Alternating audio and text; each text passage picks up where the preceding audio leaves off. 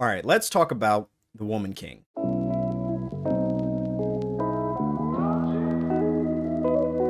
All right, guys, welcome back to the channel. That guy right here. And, I think this is probably our first Rye Reviews where I give a full review of some of the TV shows and movies. I think I'm going to start doing this as a regular thing for upcoming shows and other stuff that I check out. Give you guys my full review, my thoughts for anybody that cares about that kind of thing. Yeah, I'll try to be as honest and transparent as possible. Just keep it 100 with you guys. I wanted to do The Woman King. I think this is a great film. I really enjoyed it. There were so many aspects of this film going in that I was kind of intrigued by. So many aspects that I was very curious about. All of my expectations for this film were kind of blown out of the water. I think they did a great job with it. I thoroughly found myself contemplating after watching it. Like it was such a compelling film. It was very captivating. It pulled you into the story. You felt engrossed in the world and the characters and the conflict that was happening. It did a great job of kind of pulling at the heartstrings in a good way. Nothing too cheesy, nothing too over dramatic. Like everything felt like it was delivered with the right amount of haste or hesitation or determination. The emotions were just right where you needed them, right at the right times. But we're gonna get into all of that in greater detail in this review. I have a couple talking points that I wrote down that I want to get into, and I think we'll just start things out with the story. So starting things out, I'm not going to give any major spoilers or anything. I just want to give you a general idea of the story. The Woman King tells the tale of an all-female unit during the 17th to 19th century. It's very akin to me to like the Dora Milaje. As I was watching the film, I was trying so hard not to make that comparison, but after seeing the Dora Milaje and kind of the unity there and the heart and the camaraderie, the family essence of that, and also just how badass they are. Watching this film, you very much felt like you were watching kind of like an origin story for the Dora Milaje, even though this is its own tale. And I would argue that the Dora Milaje were likely based on this kind of, what you were seeing, the conflict that was in this very film, very similar in a way. And that's not a bad thing. I very much enjoyed feeling like I was able to connect in that sense. It didn't take very long for me to correlate this to its own thing. So yeah, that's the general story. John Boyega plays the king in this film, and he does an excellent job of playing that kind of authoritative figure, very different than what I've seen in some of his previous roles. And it just continues to show, I think, how widely varied as an actor John Boyega is. It's so easy to get typecasted in roles, specifically if you're in a big franchise like Star Wars, Marvel, DC, stuff like that. It's very hard for people to disassociate you when you try to take on other roles. But I love how he did that trilogy, and then he's immediately since then stepped into other roles. And this one I think was the perfect fit for him. He plays the king. He's not overly dominant in the role in the film because it's not really about him, but his impact in the film is felt. His influence is very much felt as well. Like he's a key figure in the film for sure. He not only represents a symbol of strength within the film, but he also represents kind of an obstacle for some of the key characters that some of the key characters have to face, that you'll obviously get to later on in the film, and you'll start to see those elements kind of take shape. But I love when films are able to do that, when they're able to make the protagonist not completely perfect. Like even the protagonist, John Boyega's character who plays the king, he's not perfect. He definitely has his flaws. He definitely has his moments of not making the right decisions. And I think that humanizes the characters a little bit more. You're able to connect with them because they feel like genuinely real people. And I love that John Boyega's character is able to do that. You see the same from Viola Davis's character and so many of the others. These moments of true internal conflict that they experience, that the decisions that they make aren't just all black and white. Like there's a lot that they have to consider before they go out and do certain things in the movie, and it feels like there's a lot at stake, which I very much enjoyed. So it's West African. I forgot to say that it's West African. The kingdom is called Dahomey. So Dahomey is basically under threat of being overrun by this bigger village that's come in and they basically taken rations from them. They take their they have to give them offerings every once in a while. So they come over, and it gets to a point I think early on in the film where they're just like, yeah, we're not going to give you that. We're not doing that. You keep messing with us. You attacked one of our villages, so F you. We're done. Okay, we're not giving you shit. Okay, you get the fuck out of here. And so yeah, it kind of sparks this internal conflict. And Viola Davis's character, she's kind of the leader of this unit, and so her job is to get some of the women, strongest fierce, most powerful women to step up and decide like, hey, we want to fight. So those who decided to stay and fight, they get trained, which felt very akin to, like, I don't know what to, there's so many films I think that element of the film kind of relates to, but it was special in its own way. The way that they're challenging themselves, challenging each other, the internal desire for them to want to be strong, to want to fight, is something that you don't typically see. There's a lot of heart in these training scenes as they're, learning the many facets of what it means to be a warrior, to be an elite warrior in this very prestigious unit for the King's Guard. That was probably one of my favorite moments, or one of my favorite, I would say, arcs in the entire film, was kind of going through the training phase. And there's this young recruit who has a lot of heart, and she wants to be strong, and she very much kind of is taken under the wing of some of she's kind of taken under the wing by some of the more veteran soldiers, and I love that aspect. So I pulled it up right here because there's so many great actors in this film. Like I said, John Boyega, Viola Davis are absolutely incredible. Tuso Badu, who plays Nawi. Nawi has a great progression throughout the film. The story obviously centers around the entire unit, but it very much focuses on her a lot, because she's kind of this young, courageous firecracker that just wants to like jump in, and she just wants to get things going, and she just wants to fight. She wants to fight, and that's awesome. But that kind of leads her into some bad situations early on in the film. She has to learn humility, she has to learn patience, and I think that very well shown in the film. So overall, when I'm thinking about the story, like I said, there's heart, there's family, there's courage, there's resilience, so many other verbs and adjectives that I could use to describe the many elements of this film. But I like the way that the story progressed.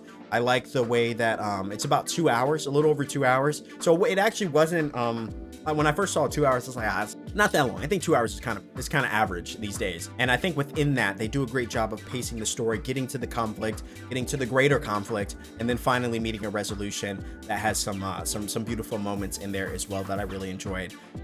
So yeah, overall, the story I think was great. When films are typically a little on the longer side, you can kind of worry about the pacing, but I didn't feel that at all. I think even in the beginning, I think, films, in my experience, often, they move a little slow in the beginning, but this film kind of kicks it off. Like at the very beginning of the film, it throws you immediately into the thick of things. It introduces you to some of the main characters, what they're fighting for, who they are, why they're respected amongst their peers.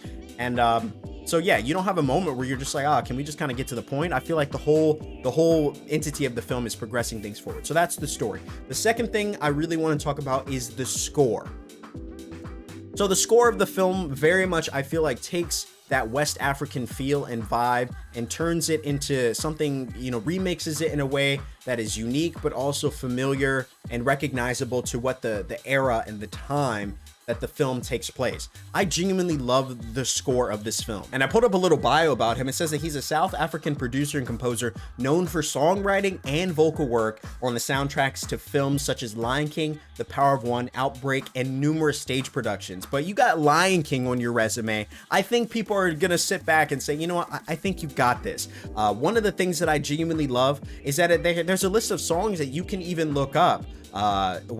Additional projects, obviously The Woman King, Congo from 1995, as well as Lion King 1.5 back in 2004, but songs that you would definitely recognize from some of the most popular Disney songs to date: Circle of Life, King of Pride Rock, He Lives in You, let's see, One by One, Circle of Life, let's see, The Lion Sleeps Tonight. The Lion Sleeps Tonight, come on, that's one of my favorite songs from The Lion King, and so much more. Another one of the producers, so Terrence Blanchard is not, I don't think he's one of the composers as much as he is one of the, he's a very famous trumpeter, which you definitely get the sense of in many of the songs. If you listen to the composition, you can definitely get that sense as well. But obviously, like, some really great talent, and talent that I think, once again, fits with the essence of the film. The film, like I said, focuses on a West African kingdom, Dahomey, but the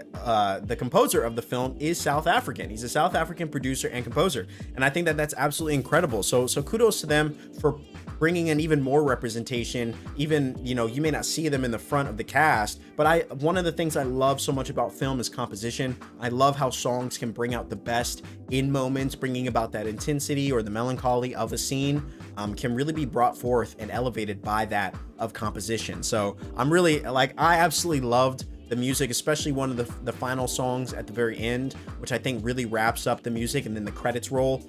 It really wraps up the finale of the film, and it's just a beautiful moment. When you get to see it, you'll definitely be able to connect with it. But yeah, I absolutely loved it. So the score was incredible.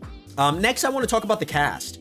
I want to talk about the cast because I think it's really important to highlight some of the talent that I think really stands out, to me at least, when I'm talking about reviewing of a film. I think it's really important to highlight some of the cast that really stuck out to me. Obviously, Viola Davis's character is absolutely incredible. I think one of the stronger roles that I've ever seen her in, and I've seen her in a number of films, but she does a great job in this film. She shows not only immense amounts of strength, but she also shows a great amount of I want to say vulnerability, you know, in certain moments of the film that showcase that she is human, that she does have a past, that she does have things that she's struggling with, but she's still able to kind of push that down and still show courage and a fierceness. You know, especially when you're the leader of an elite group, a lot of people depend on you. They kind of rely on you to be that spear that is able to just be still and be, you know, solidified in their resolution of how they're going to progress through certain events. And yeah, I think that's absolutely incredible. But a number of other standouts. So there's Lashana Lynch, obviously, who plays Izugi. She was phenomenal. She was absolutely one of my favorite characters in the film, and obviously Nawi was really good as well. But Lashana Lynch's character was outstanding. John Boyega was obviously phenomenal. I think I genuinely love him in everything that he's done. Even the Star Wars films, I don't even care what anybody says. I thought he did a great job. I just think he wasn't fed a script that was very that really did a great job of highlighting what his character should have been. But that's a whole nother story, different story for a different time. Jamie Lawson does a great job. Jordan Bolger, who plays Malik in the film, I think was a great addition as well. And I really enjoyed the presence of his character in the moments that he was there. And so many others. Obviously, I could go on and on, but I don't want to drag this out too long. I really enjoyed the cast of characters. The representation was really strong. All of the women that are fighting just show immense amounts of just courage and strength. And I said this before going in, I felt like you're going to walk out of this theater feeling like you could just take on the world. And that very much felt like, it definitely gave me vibes of what I felt like I could do at the end. I felt like I could just take on anything. And I think that is the mark of a truly great film. And it gives me vibes of leaving the theater as a kid and seeing something, you know, you remember seeing like Disney movies, you'd walk out just feeling like you could stop time, whether you're watching Clockstoppers or maybe you're watching, you know, maybe you're watching Harry Potter, right? And you walk out of the theater, you're casting spells. Like, I walked out of this theater just like my chin up, chest puffed out, just feeling like I could take on absolutely anything. And I think that a film that is able to really pull you in like that and kind of trigger something in you that makes you almost forget that you're not watching the film anymore. You feel like you are in it. I think that's the mark of a truly incredible piece. So yeah, I really enjoyed the cast of characters. And so number 4, obviously, overall thoughts. My overall thoughts on this, and I know this may sound cliche, and I know I said this before, my overall thoughts on this is that it was a phenomenal film with an incredible cast of characters, remarkable sound composition in the music, and all of this works together, as well as the story and intense action that you clearly know that they put a lot into. That, like, even watching interviews with Viola Davis talking about the training for this film, these women put in work to get ready for this film, and it very much showed. The action was not overdone. The action sequences were actually, they were some of my favorites in the entire film. Just the moments when they would just really get down to work, and they don't really have guns like, you know, some of the colonizers had, but they had skill, and skill was more than enough for them to be able to overcome certain adversities in the film and just be able to just showcase a level of grit and strength that was so that just, I don't know, it's something I can't really describe, but I really enjoyed it. So yeah, I think overall I would give this film, I want to say like, honestly, I would give this film, I think a 9. I would give it a 9 out of 10. And I only take a little bit off. I only take a little bit off because I feel like the one con that I had about this film was that I really wish that I kind of wish that it was rated R, because when you're dealing with concepts and kind of touchy subjects such as slavery and people being sold, which happens in the film, and kind of seeing them in captivity and really disheveled and kind of demoralized, dehumanized in a way, I feel like that moment was kind of dulled down a little bit based on the fact that it was PG-13. I feel like the circumstances would be a little bit more, a little bit harder to watch in a way. But when it comes to something like that, I feel like it should be difficult to watch. It should make you feel a reaction. And it's not to say that I didn't. Even watching the film at PG-13, you know, like, you can still get that essence, but I think if the film was rated R, it would have allowed them to just be as truthful to that time and that moment as they wanted to be. But you could definitely see in certain moments that it was like they didn't show as much as they maybe would have. They didn't allow for as much blood as they would have. There were moments where like things were happening and I'm like, yo, there's no way there's not a ton of blood, like especially in the fight scenes. There were slashes happening and people getting stabbed and stuff like that, but like there was no blood, which I know would have turned it to like rated R. But I mean, that's what it is, you know, that's what it is. I don't know, that's the only thing, and that's such a small critique. Overall, like I said, I think the film was fantastic. It was incredible. I really enjoyed it. And I think the big telling factor is, would I watch it again? Absolutely. Absolutely. It's a film that I definitely would watch again. And I think that goes to show how just powerful and great this film was overall. Because there's films that I've seen that I enjoyed, but I wouldn't necessarily go see them again. This film, I not only enjoyed it, but I'd go for seconds. I really would. There's moments that I would love to relive again. I would love to see them again. And I think overall, if you haven't seen this film and you're planning on it, I hope that this helps you and some validation that this is a film that you don't want to miss. I've said it before in some of my previous videos. You don't want to skip out on this film. I think it's very powerful. Arguably, I would be surprised if this doesn't go for some awards at the Oscars, including, you know, some things like Best Picture, things like that. I think there's an opportunity for this film to really, and I hope that it gets the recognition that it deserves, because we need more films like this that highlight representation, that highlight, you know, I think just general empowerment, you know, for women, for culture. I just walked out of the theater feeling empowered. I felt empowered, encouraged. I just, like I said, wanted to take on the world. And I think that's very telling of the film's grasp that it has.